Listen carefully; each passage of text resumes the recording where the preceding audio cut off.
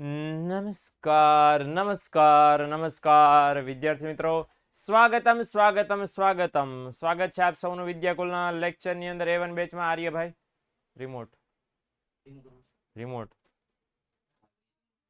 નમસ્કાર વિદ્યાર્થી મિત્રો, સ્વાગત છે આપનું વિદ્યાકુલના લાઈવ લેક્ચરમાં A1 બેચમાં. આજે આપણે ચોથા ચેપ્ટર નાણું અને બેન્કિંગ વિશે આપણે ખાસ સમજવાના છીએ. બેન્કિંગ અને નાણાકીય નીતિ એમ પણ કહી શકીએ. નાણું તો આપણે સમજી ચૂક્યા ત્રીજા ચેપ્ટરમાં, એટલે બેન્કિંગ અને નાણાકીય નીતિ એના વિશે થોડોક પ્રકાશ આપણે પાડવાનો પ્રયત્ન કરવાના છે. એવા મુદ્દાઓ કે જે અઘરા છે, જેનું રિવિઝન કર્યા સિવાય એનું કંઈ કામ થાય એમ નથી, અને એની જાણકારી આપણે આજના લેક્ચરની અંદર મેળવવાના છીએ. ઓકે ઓકે, તો એક જ બે હતા ને? ઓકે, તો મિત્રો ખાસ આ વસ્તુનું ધ્યાન રાખશું.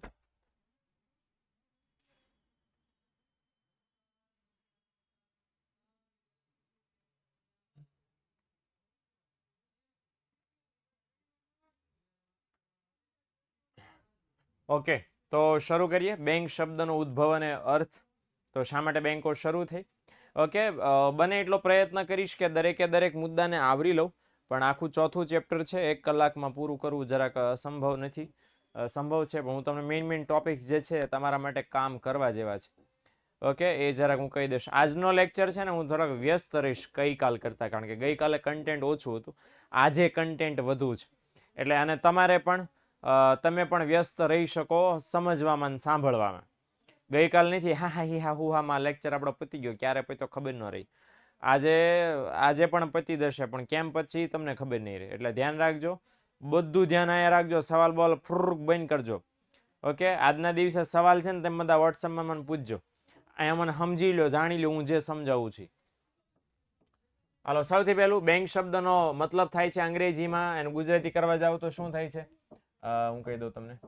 જથ્થા થાય છે જથ્થો અને સમૂહ, એના ખાસમાં ખાસ કહેવામાં આવે. સંસ્કૃત ભાષામાં બેંકને શબ્દો મળતો આવે છે ભાંડ છે, અને આ ભાંડનો મતલબ શું થઈ શકે છે? મૂડીનો જથ્થો થઈ શકે છે.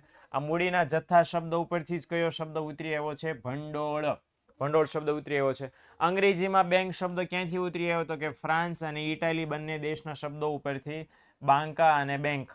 ઓકે, તો બાંકા અને બેંક ઉપરથી ઉતરી આવ્યો. બેંક શબ્દ કઈ રીતે પ્રચલિત બન્યો લોકોમાં? તો યુરોપના દેશોમાં શરાફ હતા, નાણાં ઉછીના ધીરનાર વેપારીઓ, એટલે કોઈ ઢળતી પાટલી ઉપર નાણાંની લેવડ દેવડ કરતા હતા. અલગ અલગ પ્રદેશોમાં બેન્ચ વપરાતી હતી નાણાંની લેવડ દેવડ માટે, અને બેન્ચ ઉપરથી કયો શબ્દ આવી ગયો? બેંક. અંગ્રેજીની અંદર આ શબ્દ વારંવાર લોકોએ વાપરવાનું શરૂ કરી દીધું, અને આમ કહી શકાય કે બેંક શબ્દને નાણાંના ભંડોળ સાથે સંબંધિત સમગ્ર માહિતી 3 માર્ક્સમાં પૂછાય છે. કઈ રીતે બેંકનો ઉદ્ભવ અને વિકાસ? ઓકે, તો આ રીતે 3 માર્ક્સમાં એટલો સવાલ પૂછાય તો લખવાનું થશે.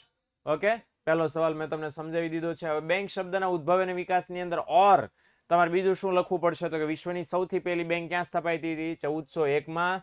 Bank of Barcelona. યાદ રાખજો, બહુ બધી વાર પૂછાય છે, ભૂલાવું ન જોઈએ.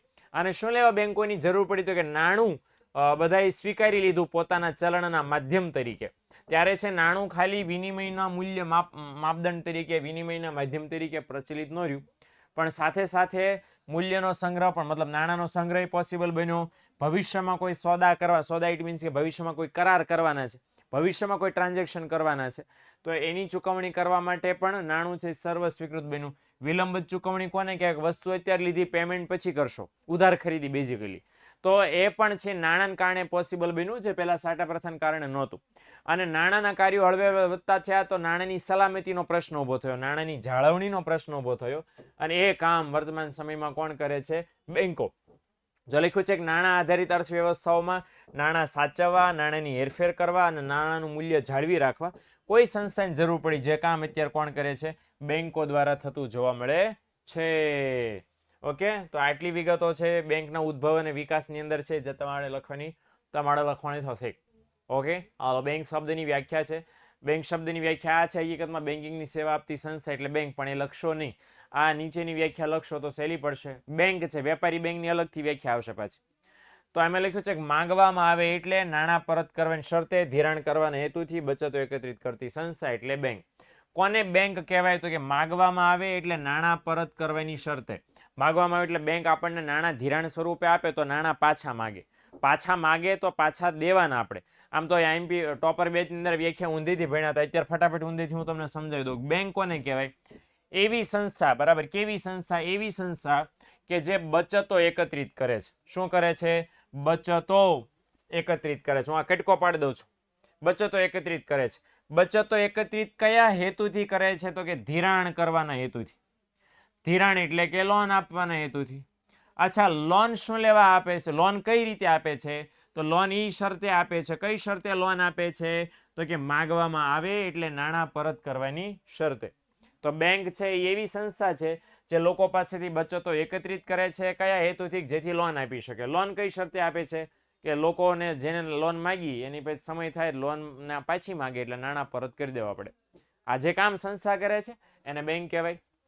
એક મોટા મોટી વ્યાખ્યા છે કે બેંક એટલે નફાના હેતુથી કામ કરતી એવી સંસ્થા કે જે પ્રજાની બચતો અને થાપણો તરીકે સ્વીકારે, બદલામાં વ્યાજ આપે છે, પૈસા સાચવે અને એ પૈસામાંથી લોકોને શું આપે? લોન આપે. જેને જરૂર હોય એને લોન આપે, ધિરાણ આપે.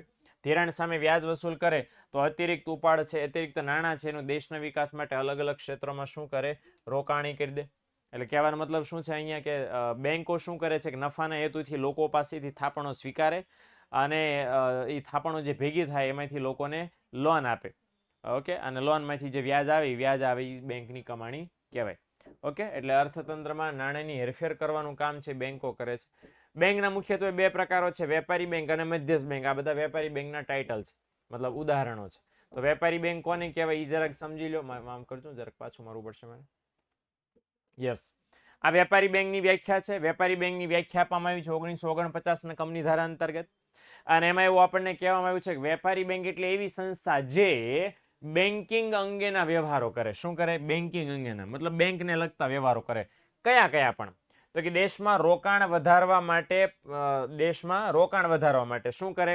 તો કે પ્રજાની થાપણો સ્વીકારે. જે ગ્રાહકને જરૂર પડે ત્યારે શું કરે? પાછી મળે. અને એમાંથી ગ્રાહકો ચેક, ડ્રાફ્ટ, પે ઓર્ડર આ બધા દ્વારા પોતાના ખાતાના નાણાં ઉપાડી શકે. ઓકે,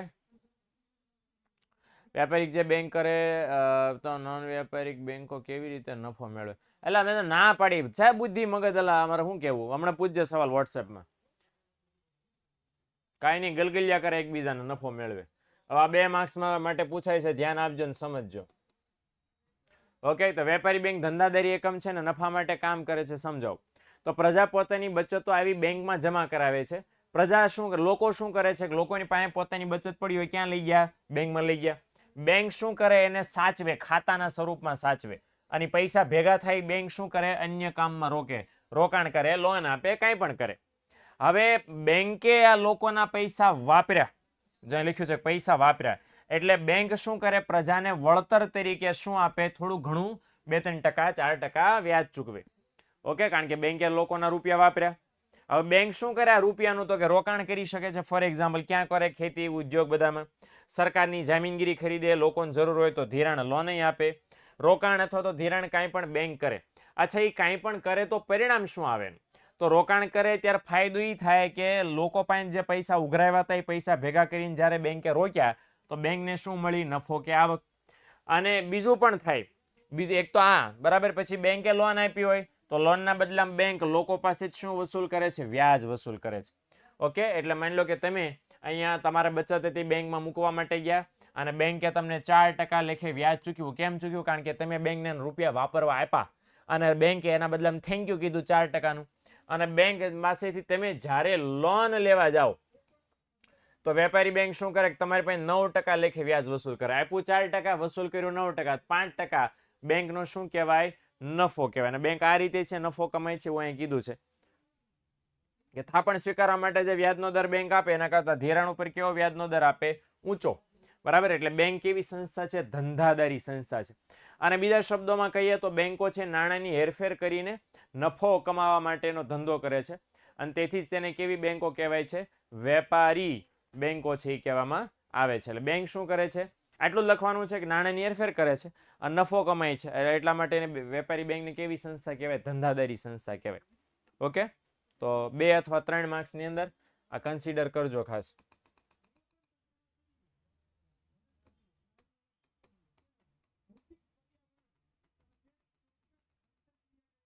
ઓકે, ભારતમાં વેપારી બેંકોનું અસ્તિત્વ પણ આપણે જોઈ લઈએ કે ભારતમાં વેપારી બેંકો કયા કયા પ્રકારની છે.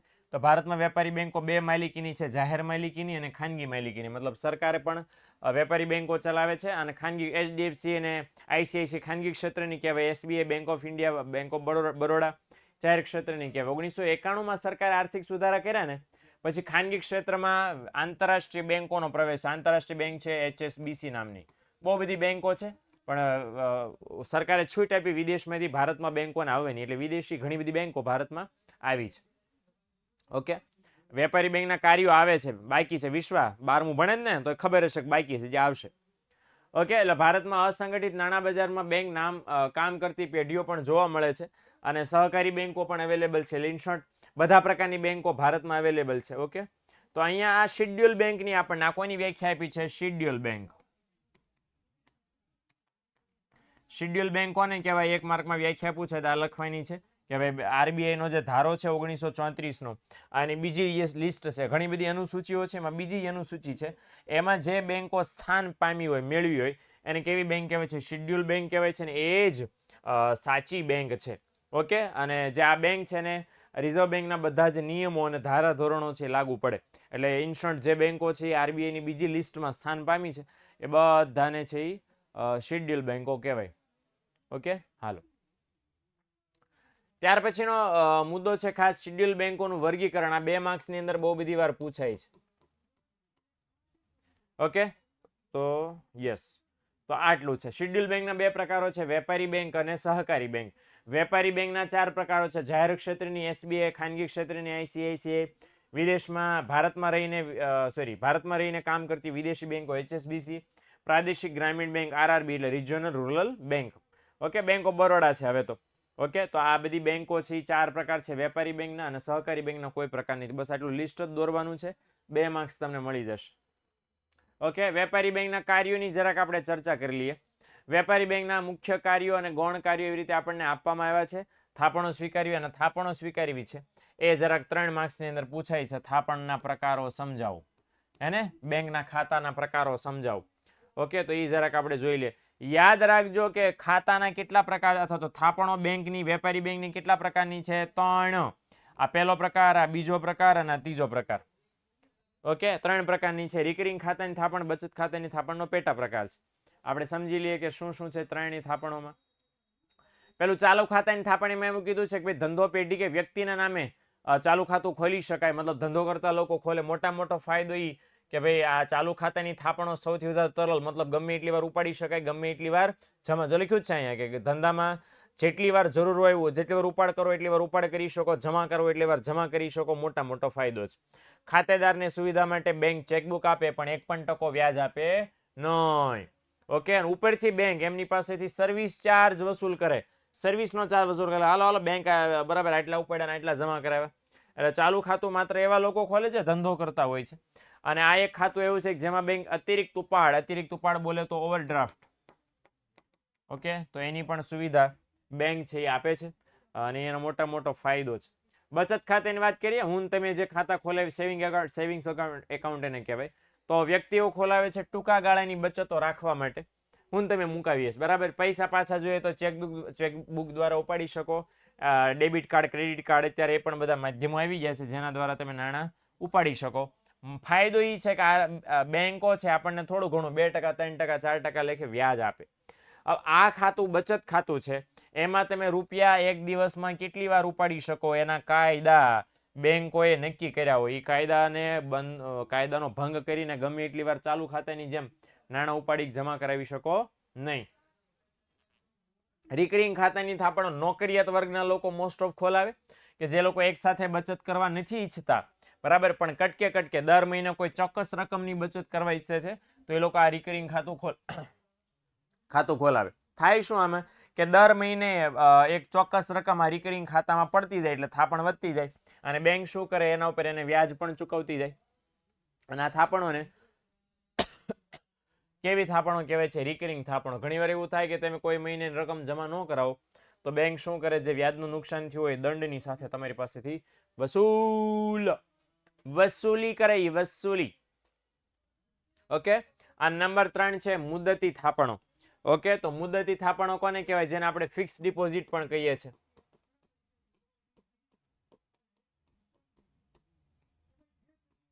ઓકે, એફડી પણ શોર્ટમાં બોલીએ છીએ કે ચોક્કસ મુદત માટે અહીંયા નાણાં મૂકવામાં આવે છે અને આ થાપણો એવી છે કે જેના ઉપર બેંક સૌથી વધુ વ્યાજ ચૂકવે છે. બરાબર, આ મોટો ફાયદો છે. જે બોક્સ બનાવું છું યાદ રાખજો, MCQ માટે કામના છે.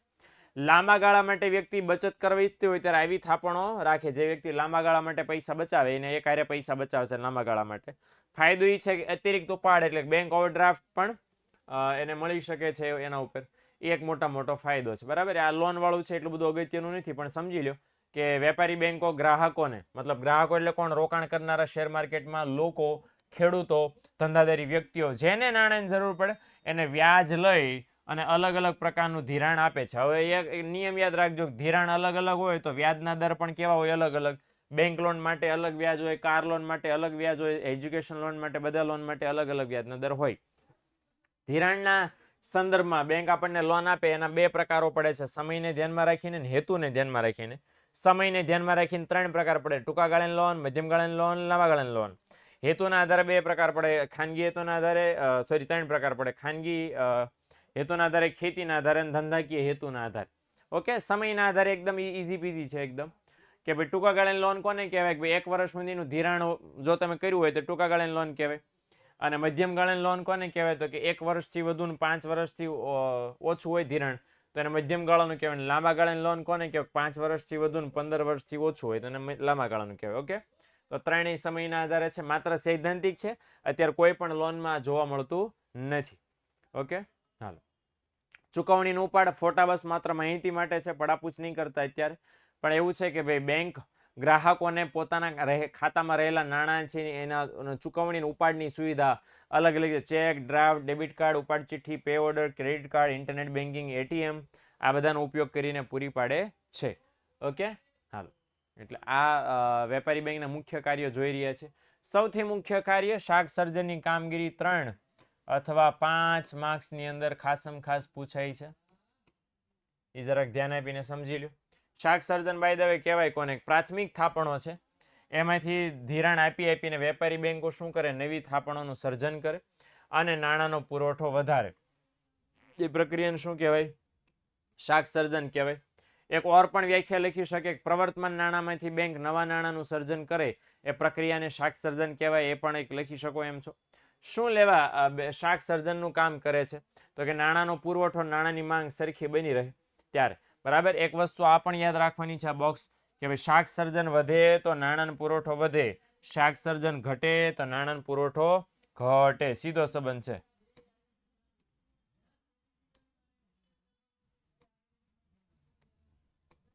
ઓકે, હાલો. તો ખાસ સમજી લો કઈ રીતે શાક સર્જન થાય છે. તો બેંક પોતાના આવા પ્રક્રિયા સમજાવું છું, અહીંથી યાદ રાખજો કે કઈ રીતે શાક સર્જન થાય છે, અહીંથી સમજવાનું છે. તો બેંક જ્યારે પોતાની પ્રાથમિક થાપણમાંથી લોન આપે ગ્રાહકને ત્યારે બેંક છે એ રોકડમાં ધિરાણ આપતી નથી. બેંક હંમેશા શું આપે છે? ચેક આપે છે. અને ચેક વટાવવા માટે ખાતામાં આપે છે. કોઈ વ્યક્તિ એમ કે અમારી પાસે ખાતું નથી, લાવો રોકડમાં. એટલે બેંક એમ છે, હે તમારી પાસે ખાતું નથી તો અમે ખાતું ખોલશું અને ખાતામાં જમા કરશું. એટલે બેંક શું કરે કે ચેક ફરજિયાત ખાતામાં જમા કરે. અને ચેક મતલબ ખાતું ન હોય ચેક જમા કરવા માટે તો એ ખાતું ખોલીને એમાં ચેક જમા કરે. ઓકે, એટલે આ જ રીતે જો લખ્યો છે કે બીજી શાખામાં ખાતું ખોલાઈ દે, તો પોતાની શાખામાં ખાતું ખોલાઈ દે. હવે ખાતું ખોલે ને ચેક જમા થાય એટલે એ જે તે વ્યક્તિ ગ્રાહકના ખાતામાં રૂપિયા જમા થયા. ગ્રાહકને રોકડા રૂપિયા કોઈ દી મળતા નથી. હવે આ ગ્રાહકના ખાતામાં જે રૂપિયા જમા થયા એને કેવી થાપણ કહેવાય છે? વ્યુત્પન્ન થાપણ કહેવાય. કેવી થાપણ કહેવાય? વ્યુત્પન્ન. અને એ વ્યુત્પન્ન થાપણમાંથી બેંક બીજી અને ત્રીજી વ્યક્તિને ધિરાણ આપે. વળી પાછું બેંક ખાતું ખોલે, વળી પાછું એમાં રકમ જમા કરે. એટલે એક થાપણમાંથી અનેક થાપણોનું સર્જન થાય. ઓકે, કોષ્ટકમાં હું તમને સમજાવું છું એટલે ડિટેલમાં થઈ જશે. માની લો બેંક પાસે 1000 રૂપિયા હતા. 1000 રૂપિયા કુલ થાપણ છે, કુલ રૂપિયા લોકોએ આપ્યા. કુલ રૂપિયા લોકોએ આપ્યા એમાંથી બેંકો છે એ બધા રૂપિયા ન વાપરી શકે. શા માટે? કારણ કે RBI નિયમ બનાવ્યો છે કે થાપણને પૂરેપૂરી રકમ જેટલું ધિરાણ કોઈ પણ બેંક કાયદા અનુસાર વાપરી શકે નહીં. અમુક ટકા અનામત તમારે રાખવી પડે. અને એ અમુક ટકા અનામત રાખ્યા પછી બાકીની જે રકમ વધે એમાંથી જ તમે ધિરાણ આપી શકો. એને શું કેવું પ્રમાણ કહેવાય? રોકડ અનામતનું પ્રમાણ. અહીંયા આપણે 20% ધારી લીધું છે. 1000ના 20%, 200 રૂપિયા બેંક વાપરી ન શકે તો 1000 રૂપિયા બેંક પાસે પડ્યા હતા, એમ 200 રૂપિયા છે તમે અનામત રાખ્યા. કેટલા રૂપિયા વધ્યા? 800. 800 ની બેંકે લોન આપી દીધી. આ લોન છે એ ગ્રાહકના ખાતામાં જમા થઈ હોય, રોકડ મળી હોય નહીં. હવે જ્યારે ગ્રાહકના ખાતામાં જમા થાય તો તે કઈ થાપણ બની ગઈ કહેવાય? વ્યુત્પન્ન થાપણ. એ વ્યુત્પન્ન થાપણ 800 રૂપિયાની થઈ ગઈ. એમાંથી 160 રૂપિયા અનામત રાખ્યા. કેટલા રૂપિયાની લોન આપી હોય? 640. આ વળી પછી ખાતામાં જમા કરી હોય એટલે કેવી થાપણ બની ગઈ હોય? વ્યુત્પન્ન. આ વળી પછી 640 અહીંયા કેરી ફોરવર્ડ કર્યા, 128 અનામત રાખ્યા અને 512 રૂપિયાની લોન આપી. એ વળી પછી ખાતામાં જમા થઈ ગઈ હોય, કેવી થાપણ હોય? વ્યુત્પન્ન. એટલે આવી રીતે રકમ એકની એક છે. બસ આ હેરાફેરી એકની એક ખાતામાંથી અલગ અલગ કરીને વેપારી બેંક શું કરે છે? નવા નાણાંનું સર્જન. એટલે આ રીતે વેપારી બેંકો છે શાક સર્જન કરે છે. એકની એક રકમમાંથી એક કરતાં વધારે ગ્રાહકોને ધિરાણ કરે છે અને નવી થાપણોનું સર્જન કરે છે. આ રીતે આખું સરસ કામ ચાલે છે. ઓકે, હવે એક સૂત્ર પણ છે શાક સર્જન માપવાનું. શાક સર્જનનું ઉદાહરણ આપો એમ કે તો આ સૂત્ર આપો તો આ લખવાનું છે સૂત્ર: પ્રાથમિક થાપણ ગુણ્યા 1 ભાગ્યા રોકડ અનામતનું પ્રમાણ. આ સૂત્ર છે. આ સૂત્ર પ્રમાણે છે આપણે કામ થવાનું કરવું જોઈએ, આ કરવાનું છે. ઓકે, હાલો. ઓકે, તો સૂત્ર પ્રમાણે ગણતરી કરો કે વેપારી બેંક પાસે 1000 રૂપિયાની પ્રાથમિક થાપણ હોય અને 20% રોકડ અનામતનો દર હોય તો કેટલા રૂપિયાનું શાક સર્જન વેપારી બેંક કરે? 5000. મતલબ 5000 રૂપિયાનું ધિરાણ વેપારી બેંક છે ખાસમ ખાસ અહીંયા કરે. ઓકે, હાલો. છેલ્લું અને પાંચમું છે આંતર બેન્કિંગ વ્યવહારો. એક બેંક બીજી બેંકને લાંબા કે ટૂંકા સમયગાળા માટે લોન આપે એ આંતર બેન્કિંગ વ્યવહાર કહેવાય. ઓકે, કે એક બેંક છે ને રૂપિયા ખૂટી ગયા તો બેંક શું કરે કે RBI ને પૂછે કે મમ્મી બીજી બેંક પાસેથી રૂપિયા લઉં, એટલે મમ્મી હું કે હા વાંધો નહીં, ટેન્શન એટલે હું ફોન કરી દઉં છું, તને રૂપિયા આપી દઈશ. એટલે ટૂંકા ગાળાનું ધિરાણ. કેવા ગાળાનું? ટૂંકા ગાળાનું ધિરાણ એક બેંક બીજી બેંકને RBI ને જાણ કરીને આપે એને શું કહેવાય? કોલ મની કહેવાય. એટલે એક બેંક, આ બેંક ઓફ બરોડાએ SBI પાસે પૈસા લીધા તો બેંક ઓફ બરોડાએ કેવા રૂપિયા લીધા કહેવાય? કોલ મની કહેવાય. હવે જ્યારે બેંક ઓફ બરોડા SBI પાસેથી રૂપિયા લે તો SBI એમના મફતમાં રૂપિયા ન આપે, બદલામાં વ્યાજ વસૂલ કરે. એ વ્યાજના દરને શું કહેવાય? Call money rate. ઓકે, એટલે એક વેપારી બેંક બીજી વેપારી બેંકને નાણાં ઉછીના આપે તો એને કહેવાય કોલ મની, અને એના બદલામાં જે વ્યાજનો દર વસૂલ કરે એને કહેવાય કોલ મની રેટ. આ રીતે કામ ચાલે આખું. ચાલો, ત્યાર પછી જે ગ્રાહકોના એજન્ટ તરીકે તથા ઉપયોગી સેવાઓ પૂરી પાડવાનું કામ છે એની જાણકારી જરાક જોઈ લે કે બેંક એના ગ્રાહકોને અલગ અલગ સેવાઓ પૂરી પાડે છે. કઈ કઈ સેવાઓ પૂરી પાડે છે? માફ કરજો. તો આ બધી સેવા પૂરી, દાખલા તરીકે શાખનું પ્રમાણપત્ર આપણને કાઢી દે છે. ઉપરાંત બાંહેધરી આપે છે કંપનીઓને કે તમે શેર બહાર પાડો ને લોકો નહીં લે તેમ લઈ લેશું. બીજું, કરવેરાના ચલણો ભરવાની પણ સુવિધા આપે છે. ગ્રાહકને ઇન્કમટેક્સ રિટર્ન ભરવાના હોય દર વર્ષના અંતે, એ બેંકો આપણને ભરી આપે છે ને. બહુ બધી સુવિધાઓ વેપારી બેંક આપણને આપે છે. બીજું કયા કયા કામ કરે છે આપણા વતી? લોકર, સેફ ડિપોઝિટ વોલ્ટ જેને કહેવાય છે, એની સુવિધા આપે છે જેની અંદર આપણે આપણી કિંમતી વસ્તુઓ મૂકી શકીએ. ઇવન ત્યાં સુધી અમુક એવો વર્ગ જેને સૂક્ષ્મ ગૃહ ઉદ્યોગો, નાના ઉદ્યોગો શરૂ કરવા છે એને નાનું ધિરાણ, સૂક્ષ્મ એટલે માઇક્રો ફાઇનાન્સ એને ઇંગ્લિશમાં કહેવાય, એ ધિરાણની સુવિધા આપે છે. બરાબર, મોસ્ટ ઓફ 1 લાખ કરતાં નીચેની રકમની જે લોન હોય, બરાબર ને, તો એને micro finance you can say. બીજું આગળ લખ્યું છે ધંધામાં કે વ્યક્તિગત સોદામાં ચૂકવણી બાબતે વિશ્વસનીયતા પૂરી પાડવા બેંક ડ્રાફ્ટ અથવા તો પે ઓર્ડરની સુવિધા. કઈ કઈ સુવિધા આપે છે? બેંક ડ્રાફ્ટ અથવા તો પે ઓર્ડર. આ શેના માટે? આ MCQમાં ઘણી બધી વાર પૂછાય છે. ઓકે, કે ભાઈ વિશ્વસનીયતા પૂરી પાડવા બેંક શેની સુવિધા આપે? તો કે પે ઓર્ડર અથવા તો બેંક ડ્રાફ્ટ. આની સુવિધા આપે છે સરકારની બેંક આપે છે. હાલો, કઈ કઈ આધુનિક સુવિધા આપે છે? તો સૌથી પહેલું કામ કે બેંકો જે કામ ગ્રાહકને કરી આપે છે, મતલબ નવીનીકરણ સતત થતું રહે છે. દાખલા તરીકે એક નવીનીકરણ આવ્યું છે નાણાંની ઇલેક્ટ્રોનિક ટ્રાન્સફર, RTGS અને NEFT. આપણે બધા શબ્દ સાંભળ્યો હશે વારંવાર. તો RTGS અને NEFT બેંકની આધુનિક સુવિધા છે. જો આને ફૂલ ફોર્મ મૂકી દીધા છે ઓલરેડી. અને કોના લીધે અવેલેબલ છે? તો આ બંને સુવિધાઓ છે. આ બંને સુવિધા કોર બેન્કિંગના લીધે અવેલેબલ છે. કોરનું ફૂલ ફોર્મ પાછું છે centralise online real time exchange. Okay, કે ભાઈ બધી બેંકના બધા ગ્રાહકોની માહિતી એક સેન્ટ્રલ સર્વરમાં સ્ટોર હોય અને એના કારણે તમે કોઈ પણ એક બેંકના ખાતામાંથી કોઈ પણ બીજા બેંકના ખાતામાં નાણાંની હેરફેર તમે સરળતાથી કરી શકો છો. આ એક એનો મોટો ફાયદો છે. ઓકે, તો બેંક આ આપણને સુવિધા આપે છે RTGS. બીજું શું આપે છે? બેંક શું કરે છે? તો કે ઇન્ટરનેટ બેન્કિંગની સુવિધા આપણને આપે છે. મોબાઈલ ફોનમાં બેન્કિંગની એપ્લિકેશન આપે છે અને એના કારણે ગ્રાહક પોતાની ખાતાની વિગતો કમ્પ્યુટર અને મોબાઈલ ફોન ઉપર આરામથી મેળવી શકે છે. ફોટો છે તેમ જોઈ શકો છો. આવી એપ્લિકેશન હોય ને એપ્લિકેશનનો ઉપયોગ કરીને આ રીતે કામ કરી શકાય. બીજું અહીંયા ખાસ કીધું છે કે તમે વસ્તુઓની ખરીદી કરી શકો, શોપિંગ કરી શકો, ટિકિટ બુક કરી શકો. આ બધું તમે ઇન્ટરનેટ બેંકની એપ્લિકેશનમાં જ કરી શકો છો. હે ને? ડીમેટ ખાતું બેંક આપણને વર્તમાન સમયમાં ખોલી દે છે. 1 માર્કની અંદર પૂછાય છે ડીમેટ ખાતું એટલે શું? કારણ કે એસપી ભણતા હશો તો વાંધો નહીં આવે. પણ ડીમેટ ખાતું શું છે? વર્તમાન સમયમાં શેર બજારમાં શેરનું ખરીદ વેચાણ કરવું હોય તો એના માટે આ ખાતું મોસ્ટ ઇમ્પોર્ટન્ટ છે.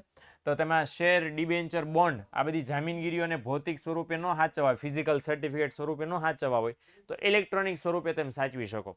બરાબર ને? એક ડિજિટલ ખાતું, કેમ ફેસબુકમાં એકાઉન્ટ હોય, ઇન્સ્ટાગ્રામમાં એકાઉન્ટ હોય, એવી રીતે શેર માર્કેટમાં એક એકાઉન્ટ તમે ખોલી દો તો એ ખાતાને ડીમેટ ખાતું કહેવાય. એકવાર ડીમેટ ખાતું ખોલી જાય એટલે તમે છે એ શેર બજારમાં શેરનું ખરીદી અને વેચાણ તમે કરી શકો છો. ડીમેટ ખાતાની સગવડ પણ મેં કીધું એમ બેંક પૂરી પાડે છે કે જેની અંદર લોકો પોતાના શેર, ડિબેન્ચર, બોન્ડ છે એ ઇલેક્ટ્રોનિક સ્વરૂપમાં ઓનલાઈન મતલબ સાચવી શકે છે.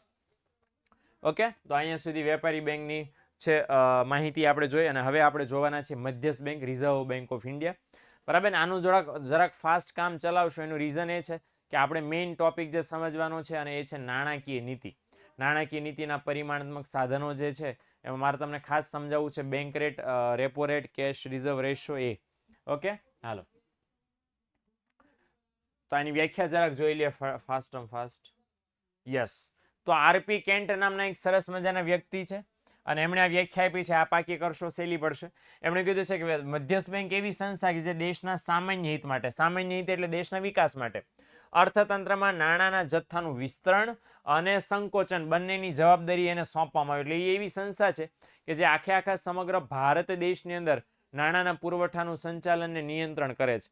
સંકોચન કે ભાઈ ક્યારે નાણાં વધારવા, ક્યારે નાણાં ઘટાડવા, એની જવાબદારી આ સંસ્થાને સોંપવામાં આવી છે, જે ભારત સરકાર વતી આ સરસ મજાનું કામ કરે છે.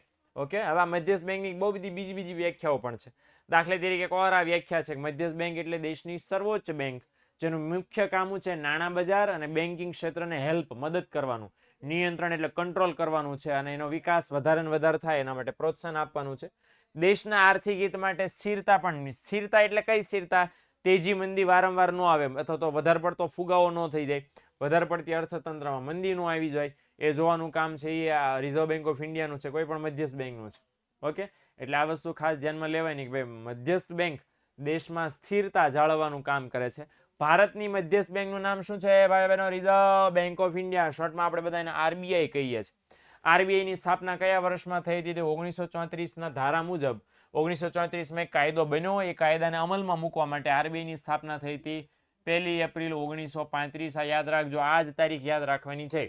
ઓકે, કેટલા રૂપિયાથી શરૂ થઈ? 5 કરોડના ખાનગી મૂડીરોકાણ. મતલબ જ્યારે સ્થપાય ત્યારે સરકારી બેંક નહોતી, ખાનગી બેંક હતી. અંગ્રેજોના આપણે ગુલામ હતા એટલે ખાનગી શરૂ થઈ ગઈ. પણ આપણને આઝાદી મળી 47માં. એના 2 વર્ષ પછી 1949ની 1 જાન્યુઆરીએ આરબીઆઈનું રાષ્ટ્રીયકરણ થઈ ગયું. બોલે તો ખાનગીનું સરકારે કેવી કરી નાખી? સરકારી બનાવી નાખી અને એને સત્તા આપી દીધી કે હવે આજથી તમારા ભારત દેશની બેંકોની મમ્મી તરીકે કામ કરવાનું છે, મતલબ સર્વોચ્ચ બેંક તરીકે કામ કરવાનું છે. અને ત્યારથી reserve bank of India Bharat દેશની બેન્કિંગ ક્ષેત્રની મમ્મી તરીકે સ્થાન જમાવીને બેઠી છે. બધી જ બેંકોનું શાસન, સંચાલન, નિયંત્રણ, નિયમન કરે છે, ચલણી નોટો છાપવાનું કામ કરે છે ને વગેરે વગેરે. ભારત દેશની નાણાકીય નીતિ ઘડવાનું કામ ભાઈ બહેનો કોણ કરે છે? આરબીઆઈ ઘડે છે. બરાબર ને? તો એમસીક્યુમાં યાદ રાખજો, આ પૂછાઈ શકે એવી બાબત છે. હાલો, તો આરબીઆઈના કાર્યો છે. બરાબર ને? તો મોસ્ટ ઓફ આ છે નાણાકીય કાર્યો છે અને બિન નાણાકીય કાર્યો છે. નાણાકીય કાર્યો ઘણી બધી વખત 3 માર્ક્સમાં અથવા આ પણ 3 માર્ક્સમાં પૂછી શકાય એવા છે. જરાક આની સમજૂતી આપણે ફાસ્ટ મેળવી લઈએ. સૌથી પહેલું ચલણ બહાર પાડવાનું કામ તો યાદ રાખજો, ₹2 અને ₹2 થી વધુ નોટો છાપવાની અને બજારમાં મૂકવાની ફરજ કોણ નિભાવે છે? આરબીઆઈ. એટલે યાદ રાખજો, ₹2 અને ₹2 થી વધારે રકમની નોટ હોય તો આરબીઆઈ નિભાવે છે. અચ્છા, જેટલા પણ ચલણી સિક્કા છે, ઓકે, અને ₹1ની નોટ એ કોણ છાપે છે? ભારત સરકારનું નાણાં ખાતું છાપે છે. આ એમસીક્યુમાં અને 1 માર્કમાં ઘણી બધી વાર હોય છે, યાદ રાખવું. ઓકે, હાલો, બીજું કામ છે સરકારની બેંક તરીકે, મતલબ સરકારના ઘણા બધા કામ આરબીઆઈ કરી આપે છે. કેન્દ્ર સરકાર રાજ્ય સરકારના બોન્ડ બહાર પાડી દે છે, સરકારના ખાતા મેન્ટેન કરે છે, ચલણી સિક્કા બહાર પાડે છે, 1 રૂપિયા નોટ બહાર પાડે છે, સરકારને જરૂર પડે તો લોન આપે છે, સરકારને નાણાકીય સલાહકાર તરીકેની ફરજ નિભાવે છે.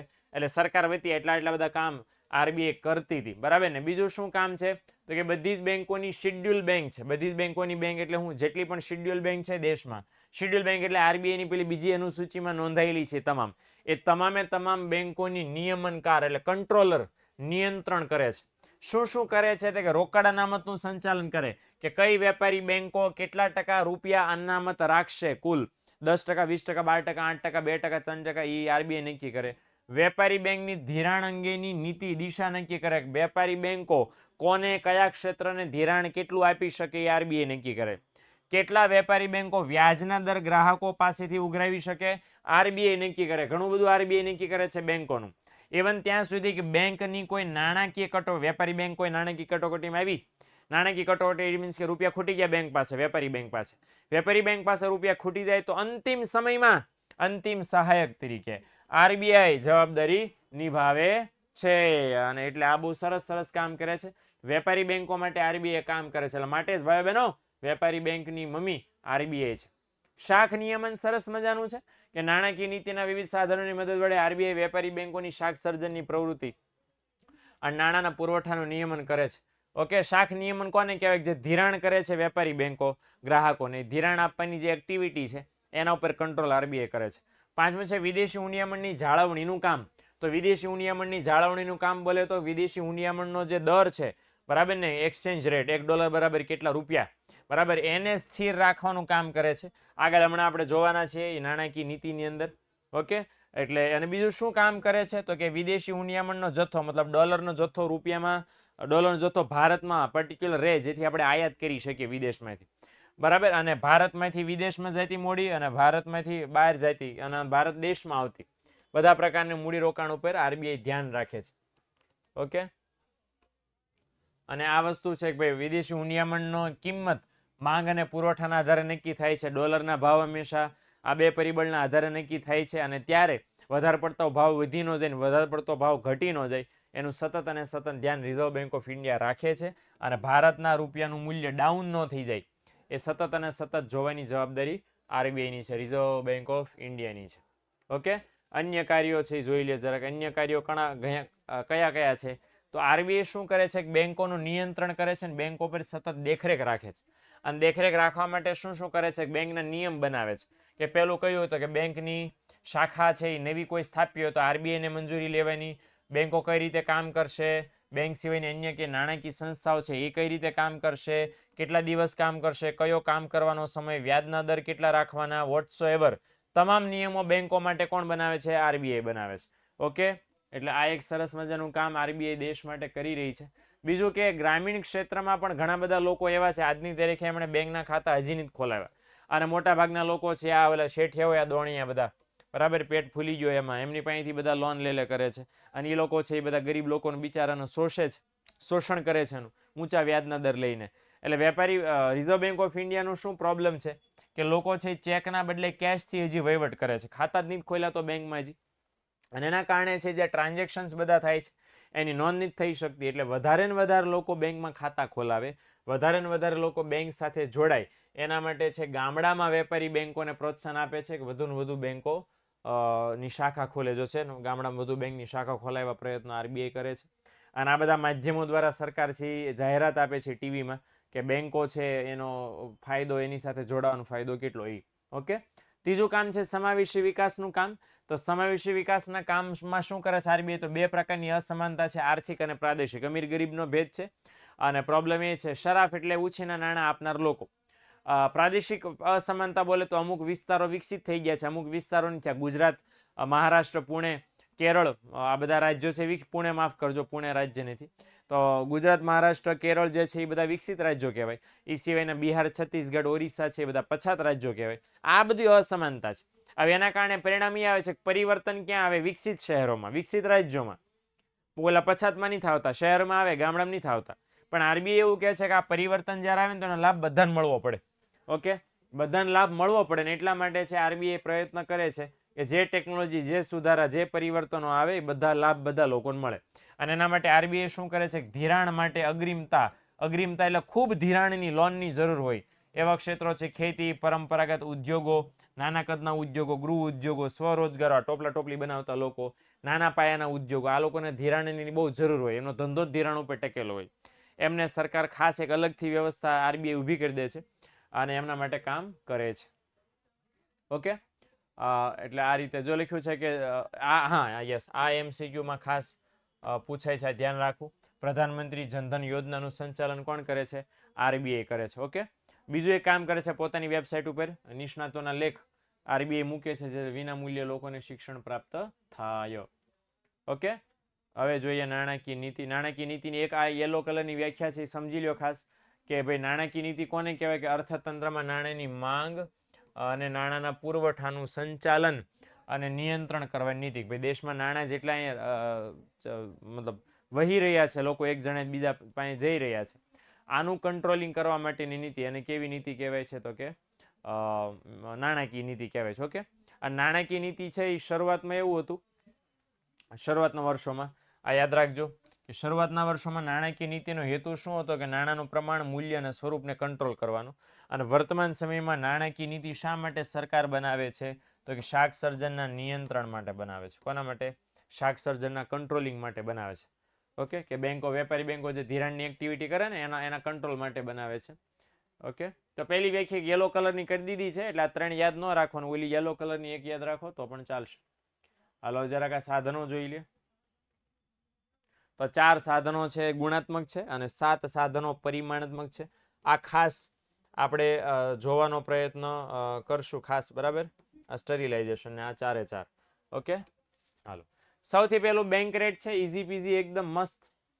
ઓકે, તો બેંક રેટ કોને કહેવાય છે? તો જ્યારે વેપારી બેંકને નાણાંની અછત ઊભી થાય ત્યારે કોની પાસે નાણાં ઉછીના લે છે? આરબીઆઈ પાસેથી.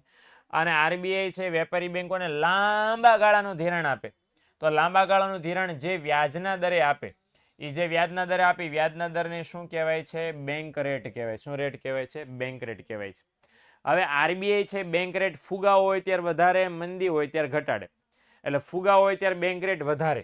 બેંક રેટ વધારે પરિણામ શું આવે? કે વેપારી બેંકોને ધિરાણ લેવાનું મોંઘું પડે. વેપારી બેંકને ધિરાણ લેવાનું મોંઘું પડે એટલે વેપારી બેંકો ગ્રાહકોને ઊંચા વ્યાજના દરે ધિરાણ આપે. ગ્રાહકોને ઊંચા વ્યાજના દરે ધિરાણ આપે એટલે પરિણામ શું આવે? કે ગ્રાહકો છે ઓછું ધિરાણ લે. ગ્રાહકો ઓછું ધિરાણ લે તો બજારમાં નાણાંનો પુરવઠો શું થાય? ઘટે. નાણાંનો પુરવઠો ઘટે ને પરિણામ શું આવે? જો લખ્યું છે કે અર્થતંત્રમાં ફુગાવો હોય ત્યારે આરબીઆઈ બેંક રેટ વધારીને નાણાંનો પુરવઠો ઘટાડે છે, જેથી ફુગાવો ઓછો થાય. મંદી હોય તો આનું બિલકુલ શું કરે? ઉલટું. સાદી ભાષામાં ફુગાવો હોય તો આરબીઆઈ બેંક રેટ વધારે. આરબીઆઈ બેંક રેટ વધારે એટલે વેપારી બેંકોને લોન લેવી મોંઘી પડે. વેપારી બેંકોને લોન લેવી મોંઘી પડે એટલે વેપારી બેંકો ગ્રાહકોને મોંઘી આપે. ગ્રાહકોને લોન મોંઘી પડે એટલે ગ્રાહકો ઓછી લે. ગ્રાહકો ઓછી લોન લે, નાણાંનો પુરવઠો ઘટી જાય, ફુગાવો ખતમ. મંદીમાં ઊંધું કરે. આરબીઆઈ છે બેંક રેટ ઘટાડી દે. આરબીઆઈ બેંક રેટ ઘટાડે, વેપારી બેંકોને લોન લેવી સસ્તી પડે. બેંકોને લોન લેવી સસ્તી પડે, ગ્રાહકો નીચા વ્યાજના દરે લોન આપે. ગ્રાહકોને લોન સસ્તી પડે, ગ્રાહકો વધારે લોન લે, નાણાંનો પુરવઠો વધી ગયો, મંદી સોલ્વ. ઓકે, એટલે ફુગાવામાં બેંક રેટ વધારે, મંદીમાં બેંક રેટ ઘટાડે. આ મેં ડિટેલમાં જે હું બોલ્યો એ અહીંયા ખાસમ ખાસ અહીંયા લખેલું છે. ઓકે, એટલે જરાક વાંચી લેજો, એકદમ ઇઝી પીઝી છે, સારું પડશે તમને. અને હાલો, એક નીતિ છે સસ્તા નાણાં નીતિ, મોંઘા નાણાં નીતિ. યસ, આવશે ડન. ઓકે, તો જો સસ્તા નાણાં નીતિ કોને કહેવાય? તો કે બેંક રેટ નીચો રાખવાની જે નીતિ છે એને સસ્તા નાણાં કહેવાય. બેંક રેટ ઊંચો રાખવાની નીતિ છે ને મોંઘા નાણાં નીતિ તમે કહી શકો છો. ઓકે, એટલે આ વસ્તુ ખાસ ધ્યાનમાં લેવાની છે. ડન. ઓકે, તો આ બેંક રેટ છે. હવે ઓકે, બેંક રેટ છેલ્લે કેટલો હતો 2016માં? તો કે 7% હતો. દેખાય છે ને 7%? તો યાદ રાખજો, બેંક રેટ માત્ર ને માત્ર લાંબા ગાળા માટે વપરાય છે. ટૂંકા ગાળા માટે બેંક રેટ ઉપયોગી બનતો નથી. ટૂંકા ગાળા માટે ઉપયોગી બને છે રેપો રેટ અને રિવર્સ રેપો રેટ. ઓકે, તો આ વસ્તુ ખાસ ધ્યાનમાં લેવાની. તો ટૂંકા ગાળા માટે આપણે એક જોઈ લઈએ રેપો રેટ નામની વસ્તુ. અને બાય ધ વે એ પણ કહી દઉં, કહેવાનું ભૂલાઈ ગયું ઉતાવળમાં, કે આ 3 માર્ક્સમાં બેંક રેટ પણ 3 માર્ક્સમાં છે, રેપો રેટ પણ 3 માર્ક્સમાં છે. વળી પાછું ત્યાં મારે લખવું પડશે.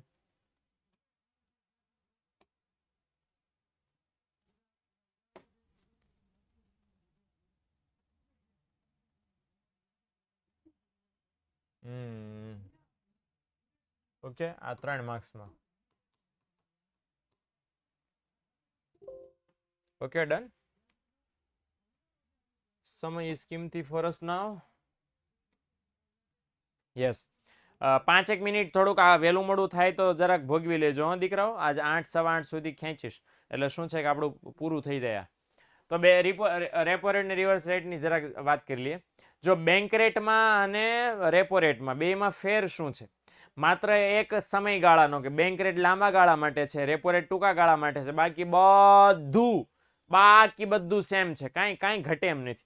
એટલે લખ્યું છે કે વેપારી બેંકો ટૂંકા ગાળા માટે આરબીઆઈ પાસેથી ધિરાણ મેળવે. એ મારા ભગવાન.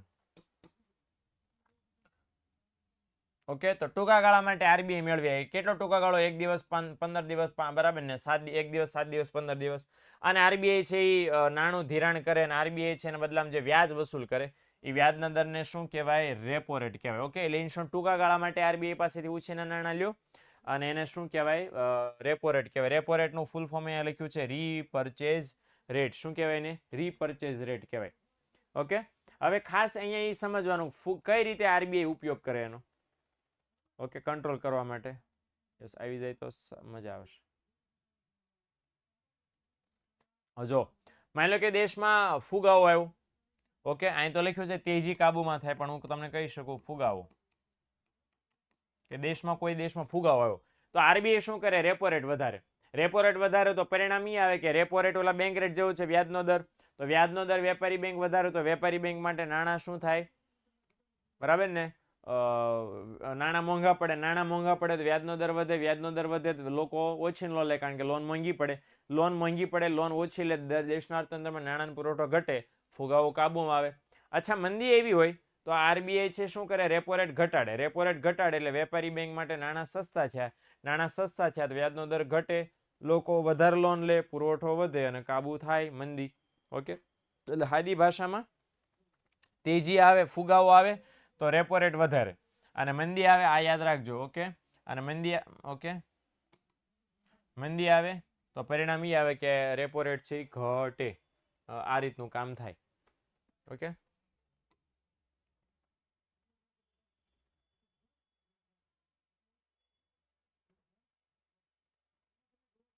આ રેપો રેટની વ્યાખ્યા છે. સોરી, રિવર્સ રેપો રેટની વ્યાખ્યા. અચ્છા, રિવર્સ રેપો રેટ કોને કહેવાય?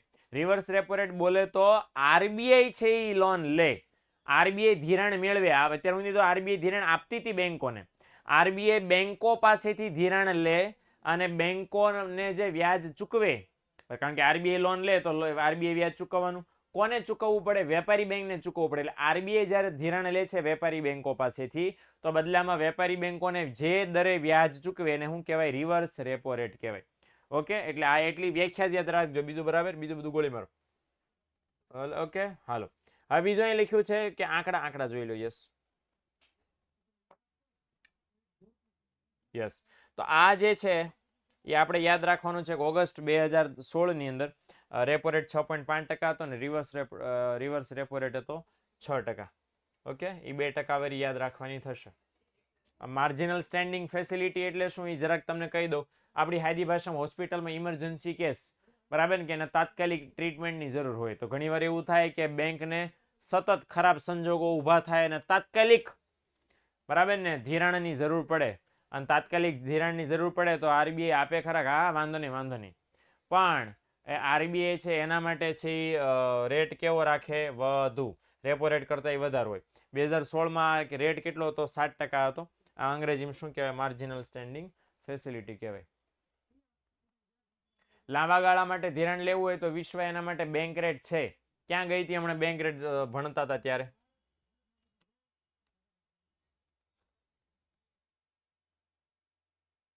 હાલો, રોકડા અનામતનું પ્રમાણ CRR. આ પણ 3 માર્ક્સ માટે બહુ જરાક કામની વસ્તુ છે. ગાજા વાવાય સાવ સહેલું છે. હમણાં આપણે શાક સર્જનમાં ભણ્યા એ જ. ઓકે, વિશ્વ એના માટે અત્યારે, બરાબર ને, એ આરબીઆઈ નો લે કોઈ દિવસ લાંબા ગાળા માટે. એ આરબીઆઈને તાર પૂછવું પડે કે ભાઈ તમે લાંબા ગાળાની લોન લેશો? આરબીઆઈ 1934ની ધારા મુજબ દરેક વેપારી બેંકોએ પોતાની થાપણોના અમુક ટકા જેટલી રકમ આરબીઆઈ પાસે રોકડ અનામત તરીકે રાખવાની હોય. શું કીધું? કે બેંક પાસે ટોટલ જેટલા રૂપિયા હોય એમાંથી અમુક ટકા રોકડ કેશ આરબીઆઈ પાસે રાખવી પડે અને એને કહેવાય રોકડ અનામતનું પ્રમાણ. હવે 1962 પહેલા એવું હતું કે ભાઈ ચાલુ ખાતાની થાપણોના 5% અને બચત ખાતાની લાંબી મુદતની થાપણોના 2%. એટલે ચાલુ ખાતામાં જેટલા રૂપિયા ટોટલ વેપારી બેંક પાસે આવ્યા હોય એમાં 5% અનામત રાખવાના અને ફિક્સ ડિપોઝિટ લાંબા ગાળાની હોય એનામાંથી 2% રાખવાના. પણ 1962 પછી સરકારે એવું નક્કી, આરબીઆઈ એવું નક્કી કર્યું કે વેપારી બેંક પાસે જેટલા રૂપિયા રોકડા પડ્યા હોય એમાંથી 3% થી 15%ની વચ્ચે કોઈ પણ પર્સન્ટેજ જે આરબીઆઈ નક્કી કરે એટલા ટકા તમારે અનામત રાખવાની. ઓકે, તો એમસીક્યુમાં પૂછાય છે. ઓકે, આરબીઆઈની જરૂરિયાત, આરબીઆઈ શું કરે છે કે એને લાગે કે ભાઈ તેજી આવી, મંદી આવી, ફુગાવો આવ્યો, ત્યારે આરબીઆઈ સીઆરઆર ફીઆરઆર બદલા કરે. ઓકે, કઈ રીતે સરકાર કામ કરે, આરબીઆઈ કામ કરે છે કે ભાઈ ઘણીવાર એવું થાય કે બેંકો કટોકટીમાં આવે ને કટોકટીના કારણે છે નાણાં ખૂટી જાય તો એ એમને આપવા માટે છે બેંકો પાસે નાણાં હોય. ઘણીવાર એવું માંગે કે બેંક વિશે અફવા ફેલાને બધા ગ્રાહકો પોતાના રૂપિયા પાછા ખેંચી લે. ઓકે, તો એના માટે જે બેંકો પાસે પૂરતા નાણાં હોય, બરાબર, એને તમે રોકડ અનામતનું પ્રમાણ કહી શકો. એટલે શું છે, એ રૂપિયા તો કેમ આપણે બચત કરી હોય ને પછી ભીં પડી હોય ત્યારે ઓલો ડબલો ફોડીએ, હે ને, ઓલો ગલ્લો હોય, તો એ આ ગલ્લો છે એક પ્રકારનો. જેથી આરબીઆઈ છે એ એમ કહેવા માંગે છે કે રૂપિયા બચાવો અને અમને આપો, તમને ભીં પડશે ત્યારે અમે તમને આપશું તો ગળા લાગશે પૈસા. ઓકે, એની ઉપયોગની વાત કરીએ તો લખ્યું છે કે ફુગાવાનું નિયંત્રણ કરવા માટે મોસ્ટ ઓફ આ સીઆરઆર વાપરવામાં આવે છે. સીઆરઆર વધે તો શું થાય કે વેપારી બેંકો છે વધારે રૂપિયા અનામત મૂકવા પડે અને લોન આપવા માટે ઓછા રૂપિયા બેંકની પાસે પડ્યા રહે અને એના કારણે એ લોકો ગ્રાહકોને છે, પ્રજાને છે ઓછી લોન આપે. પ્રજાને ઓછી લોન આપે પરિણામ શું આવે, નાણાંનો પુરવઠો ઘટે અને ફુગાવો કાબૂમાં આવી જાય. આનાથી ઉલટું એ લોકો મંદીમાં કરે. મંદીમાં શું કરે, મંદીના સમયમાં સીઆરઆર ઘટાડી દે. સીઆરઆર ઘટાડી દે પરિણામ શું આવે કે વેપારી બેંકોએ ઓછું અનામત રાખવું પડે. વેપારી બેંકો ઓછું અનામત રાખવું પડે એટલે વેપારી બેંકો ગ્રાહકોને વધારે લોન આપે. ગ્રાહકોને વધારે લોન આપે એટલે નાણાંનો પુરવઠો અર્થતંત્રમાં વધી જાય. મંદી ઈગીલી ગીલું, બરાબર, મંદી છું થઈ જાય અને આ રીતે આપણું કામ ચાલે. ઓકે, સીઆરઆર અને એવી રીતે સેમ છે એસએલઆર છે. આ પણ 3 માર્ક્સમાં અથવા તો 2 માર્ક્સમાં ઘણી બધી વાર પૂછાય છે કે ભાઈ આ એસએલઆર કોને કહેવાય, તો કે બેન્કિંગ રેગ્યુલેશન એક્ટ મુજબ સીઆરઆર થી અલગ કુલ થાપણોના કેટલા ટકા મૂકવા પડે, 25% મૂકવું પડે. અને આમાં એવું છે કે રોકડ મૂકવું ફરજિયાત નથી. 25% કાંઈ પણ મોકલી શકો છો. શું તમારે મૂકવાનું થાય તો કે કાં તો નકદ એટલે રોકડા મૂકી શકો, સોનું મૂકી શકો, સરકારી જામીનગીરી બોન્ડ એવું કાંઈ મૂકી શકો, તો એવું કાંઈ પણ મૂકી શકો છો, જેને અંગ્રેજીમાં ગુજરાતીમાં શું કહેવાય, કાયદા માન્ય પ્રવાહીનું પ્રમાણ. ઓકે, હાલો, બીજો અહીંયા ખાસ જો સમજી લે કે ગણતરી તમને આપી છે કુલ થાપણો 1000 રૂપિયા હોય અને 1000 રૂપિયા હોય ને એમાંથી તમે સીઆરઆર બાદ કરી 100 રૂપિયા ને 900 રૂપિયા વધ્યા. 900 રૂપિયાના 25% છે, બરાબર ને, તમારે કાં તો રોકડા મૂકવાના, કાં તો સોનું, કાં તો સરકારી જામીનગીરી, વોટ એવર કાંઈ પણ એ તમે ગીરવે નહીં પણ અનામત મૂકી શકો. અને અનામત છે એ તમારે સરકારને દેવું પડે અને એ પૈસાનું સરકાર શું કરે તો કે એ છે સરકારના ખર્ચા પૂરા કરવામાં વપરાય. ઓકે, સરકાર જે ખર્ચા કરે છે દેશના વિકાસ માટે એના માટે હોય. સરકાર ઉછીના નાણાં વેપારી બેંક આરબીઆઈ પાસેથી લઈ લે ને તો એ સરકાર છે આમની પાસેથી ઉઘરાવે. બીજું કે ઘણું બધું પ્રમાણ એવું હોય છે કે જે રોકડમાં અને સોનામાં હોય છે, એસએલઆર. ઓકે, તો યાદ રાખજો કે એસએલઆર જેટલું વધારે બેંકોને ચૂકવવું પડે આરબીઆઈને એટલા નાણાં વેપારી બેંકો પાસે ઓછા રહે ને એટલું પ્રજાને ઓછું ધિરાણ મળી શકે, ફુગાવો કાબૂમાં રહે. તો સીઆરઆરની જેમ એસએલઆરમાં પણ એવું જ હોય, ફુગાવો હોય એટલે એસએલઆર ઊંચો હોય, એસએલઆર વધે અને પ્રજાને ઓછું ધિરાણ મળે. ફુગાવો ન હોય, મંદી આવું હોય એટલે એસએલઆર ઘટે, પ્રજાને વધારે ધિરાણ મળે. યાદ રાખજો પરિમાણાત્મક સાધનો જેટલા પણ છે ફુગાવામાં વધે, મંદીમાં ઘટે. ઓકે, એટલે આ વસ્તુ યાદ રાખજો ખાસમ ખાસ. ઓકે, આ ઓમો ફોમો આપણે નહીં જોતા અત્યારે, એટલું બધું અગત્યનું નથી. ઓપન માર્કેટ ઓપરેશન, ખુલ્લાસ બજાર્સના કાર્યો, સ્ટરીલાઇઝેશનની નીતિ સમજીએ આપણે. હા, આ 2 માર્ક્સની અંદર પૂછાય છે. તો વોટ ઇઝ સ્ટરીલાઇઝેશન, તો જરાક એની જાણકારી આપણે એ પણ મેળવી લઈએ કે જ્યારે દેશમાં વધારે પ્રમાણમાં ડોલર આવે ને વધારે પ્રમાણમાં વયા જાય તો પરિણામી જે લેણદેણની તુલા આપણે બનાવીએ છીએ, ભણ્યા છો લેણદેણની તુલા, એ લેણદેણની તુલા છે એ ખોરવાઈ જાય. ક્યારેક લેણદેણની તુલામાં ખાધી આવે ને લેણદેણની તુલામાં પુરંતી આવે, લોચા પાટી છે. પ્રોબ્લેમ ક્યાં છે કે ડોલર વધારે પડતા આવે તોય પ્રોબ્લેમ, વધારે પડતા વયા જાય તોય પ્રોબ્લેમ.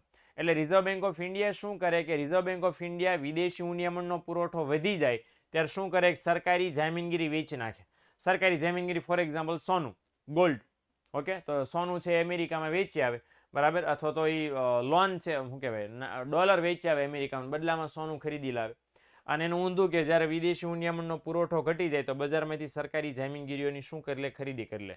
સાદી ભાષામાં જ્યારે પણ વિદેશી હુંડિયામણના પુરવઠામાં વધઘટ થાય ત્યારે એને સમતોલ રાખવા માટે સરકારી જામીનગીરીનું ખરીદ વેચાણ આરબીઆઈ કરે. અને એના કારણે જે વિદેશી હુંડિયામણનો પુરવઠો છે એ ભારત દેશમાં વ્યવસ્થિત પ્રમાણમાં જળવાઈ રહે. That is sterilisation. ઓકે, સ્ટરીલાઇઝેશનની નીતિ તમે કહી શકો. બરાબર, હાલ એટલે આ રીતનું હતું. ઓકે, તો ગુણાત્મક સાધનો જોઈ લઈએ. ગુણાત્મક સાધનો બહુ બધી વાર 3 માર્ક્સની અંદર પૂછાય છે. તો 4 છે, કોઈ પણ 3 લખવાના થશે. હવે આ બરાબર, આ તો તમને મોઢે સમજાય તો એટલું સહેલું છે. સલામતીની જરૂરિયાત કોને કહેવાય? તો કે વેપારી બેંકો જ્યારે ગ્રાહકને ધિરાણ આપે તો વેપારી બેંકો એ ખાતરી રાખે છે કે એને આપેલું ધિરાણ પાછું મળે. અને એટલા માટે વેપારી બેંક ગ્રાહકને ધિરાણ આપતા પહેલા ચોક્કસ આ બધી મિલકતો છે એ ગીરવે મુકાવે છે, લખાવે છે સલામતી પેટે, કે અમે લોન આપીએ છીએ, પાછી નહીં દો તો જો ગ્રાહક ભવિષ્યમાં લોનના નાણાં બેંકને પાછા ન ચૂકવે તો બેંક છે એ ગીરવે રાખેલી સલામતી પેટે રાખેલી મિલકત શું કરે છે? જપ્ત. કઈ કઈ મિલકત રાખી શકો? આ બધી મિલકતો સલામતી પેટે તમે રાખી શકો. અને કોઈ રકમ ન ભરે તો એનું મકાન કે વોટેવર જપ્ત કરે અને એમાંથી બેંક છે પોતાનું ધિરાણની રકમ છે પાછી મેળવે. અને આ રીતે કામ ચાલે. ઓકે, તો આ સલામતીની જરૂરિયાત છે. હવે અહીંયા શું છે કે અલગ અલગ લોકો પાસેથી અલગ અલગ પ્રકારની સલામતી વેપારી બેંક લખાવે. ઉદ્યોગપતિ ધનિક વ્યક્તિ હોય તો એની પાસેથી વધારે મિલકતો, તમારે કે ગરીબ છે, ખેડૂત છે અને ગ્રામીણ વર્ગનો વ્યક્તિ છે એની પાસેથી ઓછી મિલકતો વેપારી બેંકો છે સલામતી પેટે લખાવે. અને જે ધનિક લોકો છે, ઉદ્યોગપતિઓ છે, શહેરી વર્ગના લોકો છે, એની પાસેથી વેપારી બેંક છે વધારે મિલકતો લખાવે. શા માટે? આમની પાસેથી ઓછી લખાવો તો આ તો ગરીબ લોકો માટે કાંઈ લોનના રૂપિયા વધવા જ ન થાય, બધા ઢળી જાય બેંકમાંથી. એટલે આ લોકો છે એમની પાસેથી વધારે સલામતી લખાવવાની, આમની પાસે ઓછી સલામતી લખાવવાની, આમને કારણ કે જરૂર હોય. ઓકે, એટલે આ રીતે છે ફેરફાર કરી અને દેશમાં સ્થિરતા જાળવવાનો પ્રયત્ન કરે. અચ્છા, બીજું છે માર્જિનની જરૂરિયાત. માર્જિન એટલે શું? એ કાંઈ સમજી લો ખાસ ઉદાહરણ સાથે, એટલે ફટાફટ સમજાઈ જાય. માની લો કે તમારે લોન લેવી છે અને લોન લેવા માટે બેંકે એમ કીધું કે મકાન ગીરવે મૂકો, કાંઈ પણ એક મિલકત ગીરવે મૂકો. તમે મકાન લઈ આવ્યા, મકાનના દસ્તાવેજો, મકાનની કિંમત 10 લાખની છે, તો યાદ રાખજો કોઈ દિવસ તમને 10 લાખ રૂપિયાની લોન મળે નહીં. મકાનની વેલ્યુ છે એમાં અમુક ટકા ઓછી લોન તમને મળે. 10 લાખનું મકાન તમે દસ્તાવેજ તરીકે ગીરવે મુકાવ્યું તો 10 લાખના કેટલા ટકા છે? 20%. એ 20% છે એ માર્જિન કાપે. ઇટ મીન્સ કે એટલી ઓછી લોન આપે તમને. પૈસા કંઈ ખિસ્સામાં ન મૂકી દે, બસ ખાલી ઓછી લોન આપે. 10 લાખના 20% થયા તો કેટલા થયા? 2 લાખ. 2 લાખની લોન ન મળે, કેટલી મળે? 8 લાખની લોન મળે. તો 10 લાખનું મકાન મૂકો તો 8 લાખ રૂપિયાની તમને લોન મળે. હવે એક આ સમજો કે જો ધનિક વ્યક્તિ હોય શહેરનો અને એ જો એવું મિલકત ગીરવે મૂકે તેના માટે માર્જિનનો દર ઊંચો હોય અને એને ઓછી લોન મળે. અને કોઈ ગરીબ વ્યક્તિ, ખેડૂત વર્ગ છે, એ જો મિલકત ગીરવે મૂકે ધિરાણ માટે તો એને છે ધિરાણ માર્જિનનો દર કેવો હોય? નીચો, અને એને વધારે ધિરાણ મળે. તો જો આ ધનિક વ્યક્તિને 8 લાખનું ધિરાણ મળ્યું, સેમ અમાઉન્ટ ઉપર ગરીબ વ્યક્તિને 9 લાખનું ધિરાણ મળ્યું. ઓકે, એટલે વેપારી બેંકો એ કરે કે બાંહેધરી પેટે, મતલબ સલામતી પેટે જે તે મિલકત લખી એના અમુક જ ટકા રકમ લોન છે એ આરબીઆઈ મતલબ વેપારી બેંકો આપે. અને ટકાવારીને માર્જિનનો દર કહેવાય.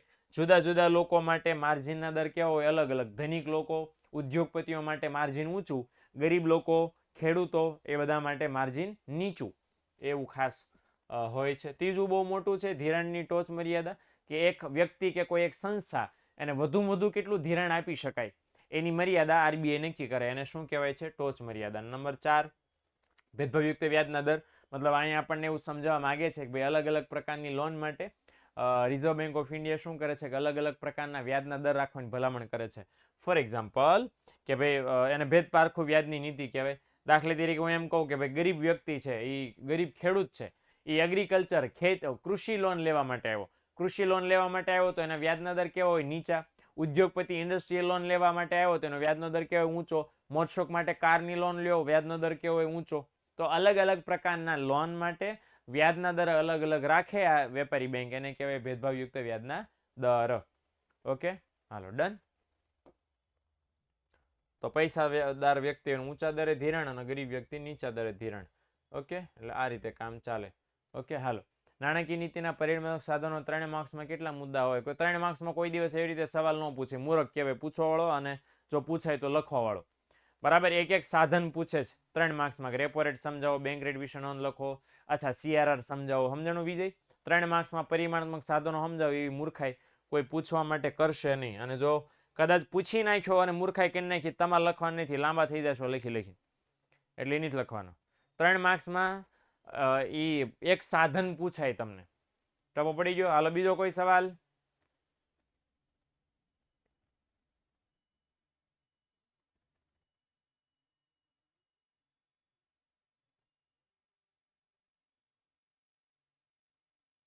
આ ચેપ્ટર હાર્ડ લાગે છે? હા બેટા હાર્ડ તો લાગે, એટલે ડબલ વાર વાંચો, બીજું કંઈ છે નહીં. બરાબર. જડીબુટી હનુમાન દાદાની જેમ હિમાલયમાંથી લઈ આવું ને તમને પાયદો ને હેલું લાગવા માંડે એવું તો કંઈ થવાનું નથી. 5 માર્કનું નથી આ ચેપ્ટર, 8 માર્કનું છે. 5 માર્કનો સવાલ નીકળી શકે, બરાબર ને? અને દાખલ કયો નીકળી શકે? ઓલો RBIના નાણાકીય કાર્યોવાળો 5 માર્ક્સમાં નીકળી શકે એવો સવાલ છે, બરાબર. બીજો એકાદો 5 માર્ક્સ વાળો મને આમાંથી લાગતો નથી એટલો બધો. ઓકે, હાલો ત્યાર પછી બોલો, સવાલ હોય તો બોલી લ્યો ફટાફટ. ન હોય તો આપણે મળીએ આવતીકાલે વળી પાછા.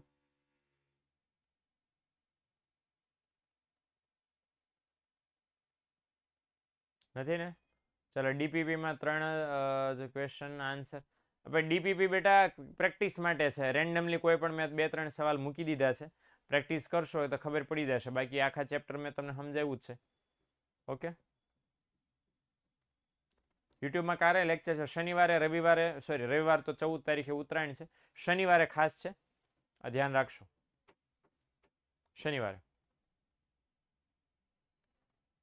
ઓકે, મળીએ આપણે નેક્સ્ટ લેક્ચરમાં. આવજો, ટાટા, બાય બાય, સી યા.